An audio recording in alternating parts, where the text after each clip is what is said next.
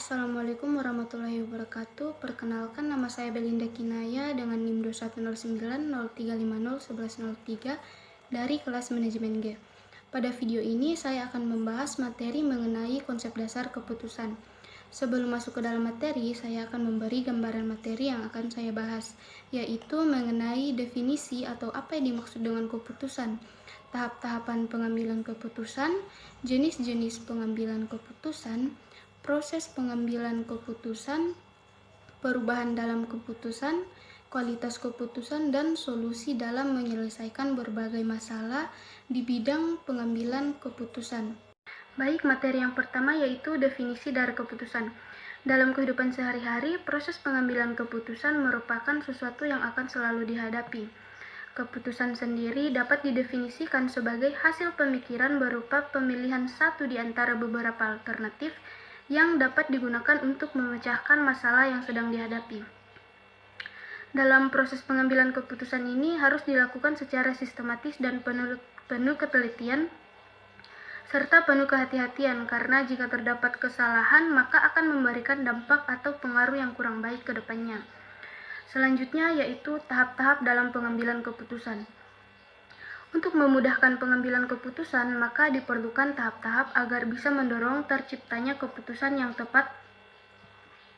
Adapun tahapannya yaitu yang pertama mengidentifikasi masalah yang dihadapi, yang kedua mengumpulkan data atau informasi, yang ketiga menganalisis data, yang keempat mengambil rekomendasi atau pilihan, dan yang terakhir adalah mengambil keputusan. Di sini saya juga akan menjelaskan tahap-tahapan pengambilan keputusan menurut Simon, yang terdiri dari 4 tahapan, yaitu yang pertama intelligence, yang merupakan proses pengumpulan data dan informasi untuk mengidentifikasi masalah. Kedua yaitu desain, yang merupakan tahap perencanaan solusi terhadap masalah. Yang ketiga yaitu choice, yang merupakan tahap pengkajian mengenai kelebihan dan kekurangan dari berbagai alternatif yang ada, dan tahapan yang terakhir yaitu implementasi, yang merupakan tahap pengambilan dan pelaksanaan keputusan. Selanjutnya yaitu jenis-jenis pengambilan keputusan. Jenis pengambilan keputusan berdasarkan programnya dibagi menjadi 2 bagian, yaitu keputusan terprogram dan keputusan tidak terprogram. Keputusan terprogram merupakan pengambilan keputusan yang dilakukan secara rutin atau berulang-ulang, di mana cara penanganannya telah ditentukan dan digunakan untuk menyelesaikan masalah yang terstruktur dan sesuai prosedur, aturan, serta kebijakan yang berlaku. Dalam pengambilan keputusan terprogram, semua keputusan yang diambil bertujuan untuk menjaga pekerjaan agar dapat berjalan dengan baik dan stabil. Pada prinsipnya, sebuah keputusan yang telah terprogram akan berhasil terlaksana jika memenuhi beberapa persyaratan, yaitu yang pertama, tersedianya sumber daya manusia yang memenuhi standar yang diinginkan.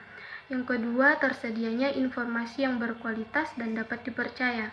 Yang ketiga adalah tersedianya dana yang dijamin oleh organisasi atau perusahaan selama pelaksanaan keputusan terprogram tersebut.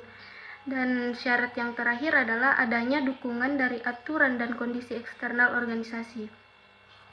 Sedangkan keputusan tidak terprogram merupakan pengambilan keputusan yang tidak rutin dilakukan dan biasanya diambil dalam usaha memecahkan masalah-masalah baru yang belum pernah dialami.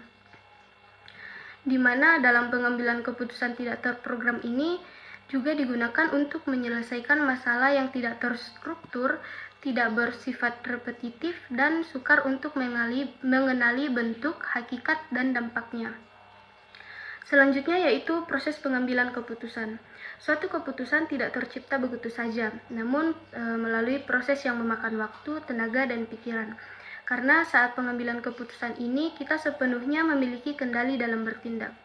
Menurut Stephen Robbins dan Mary Coulter, proses pengambilan keputusan merupakan serangkaian tahap yang terdiri dari 8 langkah, yaitu yang pertama mengidentifikasi masalah, mengidentifikasi kriteria keputusan, memberi bobot pada kriteria, mengembangkan alternatif, memilih suatu alternatif, melaksanakan alternatif, dan mengevaluasi efektivitas keputusan. Selanjutnya adalah perubahan dalam keputusan. Secara umum, perubahan keputusan ini dikelompokkan menjadi 2, yaitu yang pertama instrumental change, yang merupakan dampak perubahan keputusan yang dapat diprediksi atau diperkirakan seberapa besar persentase perubahan yang akan terjadi di masa depan berdasarkan data-data historis atau data-data di masa lalu. Yang kedua yaitu turbulence change, yang merupakan pengambilan keputusan di kondisi perubahan yang sulit diprediksi atau diperkirakan. Contohnya yaitu bencana alam dan perubahan kondisi politik. Materi selanjutnya yaitu kualitas keputusan.